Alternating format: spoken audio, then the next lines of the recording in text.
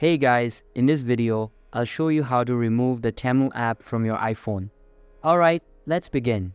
First of all, make sure that your mobile device is updated to the latest version available.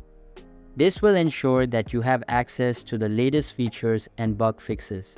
After that, tap and hold the home screen of your device. You will see that all of the apps have started shaking, indicating that you can now move or delete them. Simply tap on the minus icon above the Temu app and select Delete App from the menu that appears. If for some reason you can't seem to delete the app this way, then there is another method you can try. For that, open the Settings app and search for Storage in the search bar at the top. Once you find the storage settings, scroll down and look for the Temu app. Access it by tapping on it, and then tap on the Delete App button to remove it from your device. Keep in mind that deleting the Temu app will also remove any data associated with it, such as your login information, purchases, or any content you may have downloaded. So that's basically how you can remove the Temu app from your iPhone. And that's it for this video.